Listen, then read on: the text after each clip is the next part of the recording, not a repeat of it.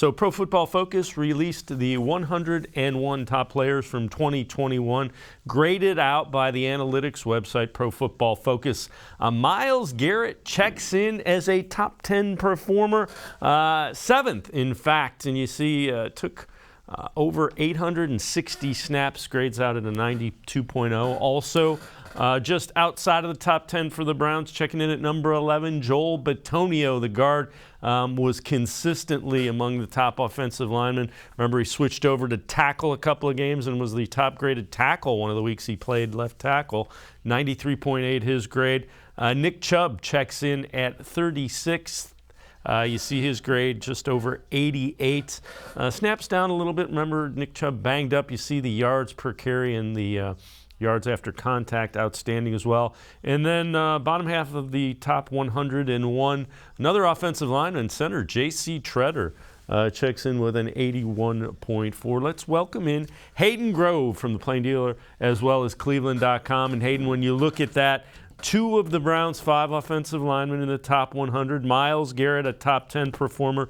Joel Bitonio just outside the top 10. And Nick Chubb, one of the top-ranked running backs. A lot of good things. What you don't see there is anything revolving around the passing game. Yeah, I mean, obviously Joel Bitonio is a good pass protector as well as a run protector. The Browns' run game is one of the best in the league, but the passing attack was not there this year. There's no doubt. Be it, lack of weapons, be it Baker Mayfield struggles, be it, the kind of the edge tackles, not having a great season, be that Jed Wills or Jack Conklin or James Hudson as Jack Conklin got hurt. The wide receivers, obviously OBJ just won a Super Bowl in LA, and Jarvis Landry had a down year. But even in reading that little thing there from Pro Football Focus, the reason Nick Chubb isn't higher is because of his lack of production in the pass game. It's the funny thing is that this is such a passing league, right? And when you don't pass the ball well, like the Browns did this year, you're not going to win football games. So I think it goes to show that, yes, the Browns have a great run game, no doubt. They can run the football. But if you can't pass the football, you're not going to win the NFL at the period end. So I think the Browns can pass the football. I don't think they did this year. And I think you could, I think there are 3 to 5 reasons why that wasn't the case. Yeah, I would agree. It's not any one thing. There's several factors that go into it. But I think if you're looking for a positive takeaway from it, I think the takeaway is if the Browns fix the passing game, they're right in there with the top teams in the AFC. Now, there's some work that has to be done. I'm not going to say it's easy. Fix the passing game, and this team is kind of the team you thought it might have been going into last year. Well, very much easier said than done in terms of fixing the passing game. I mean, Kevin Stefanski is a run-first coach. They're not necessarily a great – they use a lot of tight ends. They don't throw the ball down the field all that often.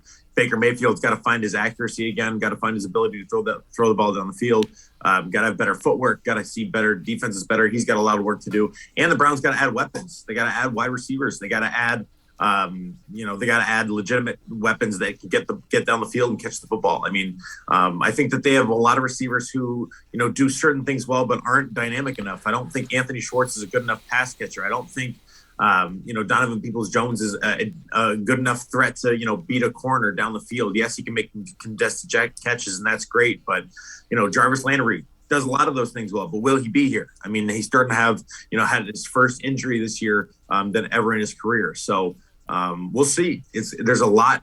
There's a lot in the passing game that needs to be fixed. I think it starts with Baker and Kevin.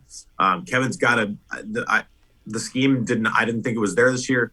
I think teams figured him out, and obviously Baker Mayfield had plenty of issues too. So it starts with those 2, and then it goes to the receivers, and they got to get it fixed. You're right, in some way, shape, or form. Yep, and in the way that I describe the wide receivers, you got to find a wide receiver or 2 or 3 that threaten the defense. There aren't any of those right now that a defense says, man, I don't want that guy running free.